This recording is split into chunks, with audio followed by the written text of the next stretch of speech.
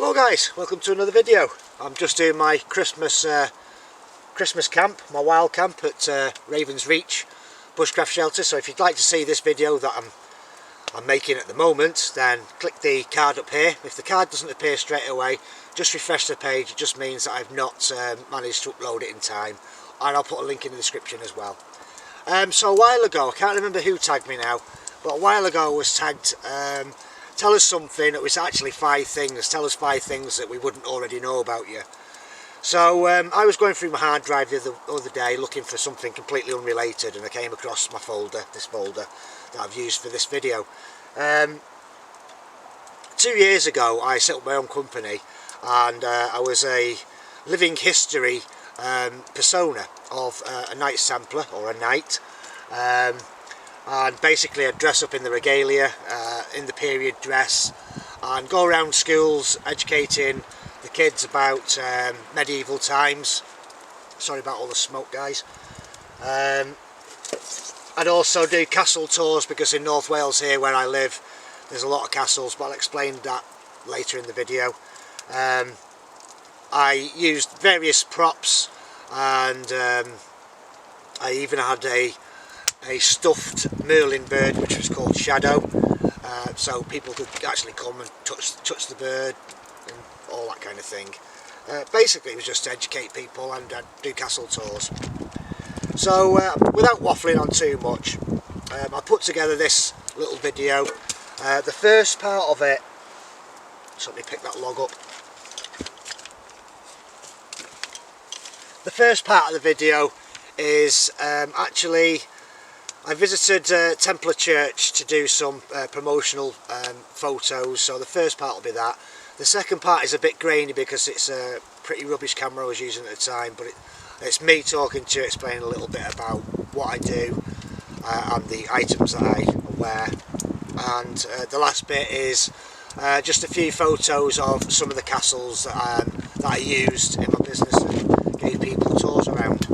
So if you like this video, please like and subscribe down there. Give me a thumbs up, all helps the channel out. So I'll leave you with this video now.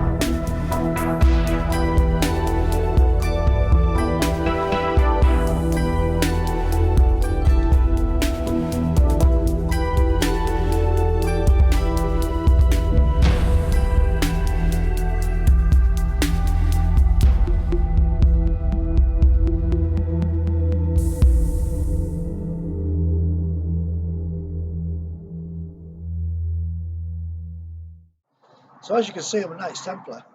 The company that I'm setting up is to do with medieval period, especially the 11th and 12th centuries. We didn't wear armour plating. It wasn't classed as a knight in shining armour. This is quite a rare period of in history where what the knights actually wore was quite limited. So we've got the coif. Over that would be the helmet. The area of protection the most vulnerable to a knight would be his shoulders and his neck, which is why you had the coif. This is sometimes wore under the surcoat or on top, like I'm doing today, and a helmet on top. Protect your head and your shoulders at all times. Next you have arm protectors, forearm protectors. You have chainmail. This is original chainmail. This is 4-in-1 steel butted chainmail. This, however, is aluminium, make it a little bit lighter for what I'm doing. It's all fit for purpose. But this is genuine stuff. Usually I weigh about 10 stones. With all this on, I'm getting up to about 13, 14 stone. Next we have the surcoat. The surcoat is there primarily, oh it's just started raining, nice Welsh sunshine coming down on me now. The surcoat was to protect the chainmail. This is steel, it rusts.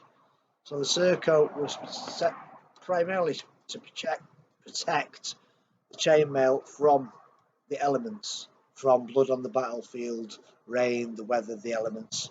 It also acts as another skin because you've got this primarily, then you've got the chainmail, and then you would have a gambeson underneath, which is a padded jacket.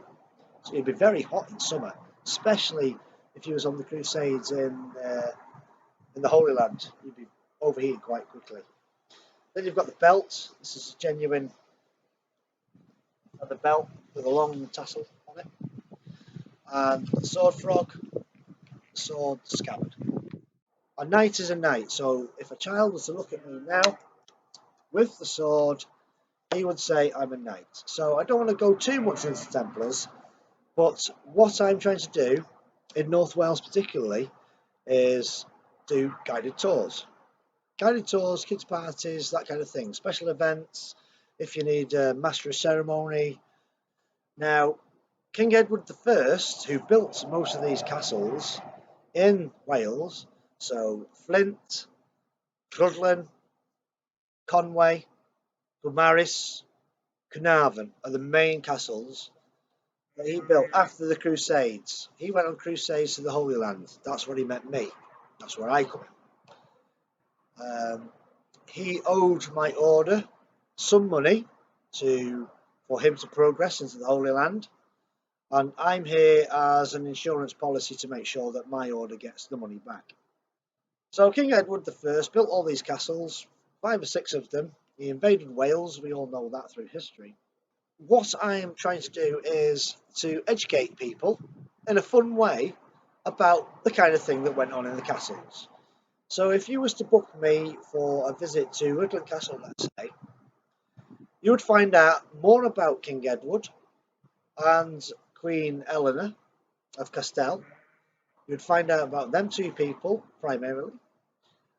You'd find out about the castle. You'd find out about the architect and the designers, James of St George being one of them.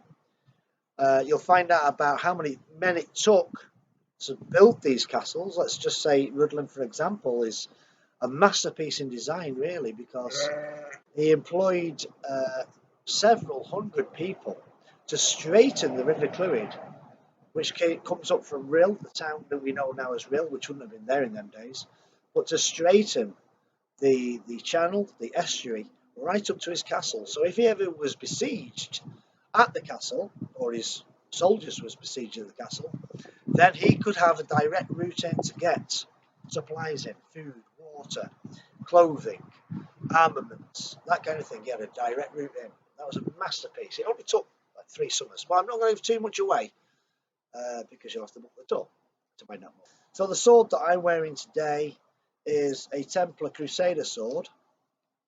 So I'll just bring this up to the camera so you can see it. There's a guard which is circular, which is quite common of Templars in that era. Got a leather handle and a solid brass pommel.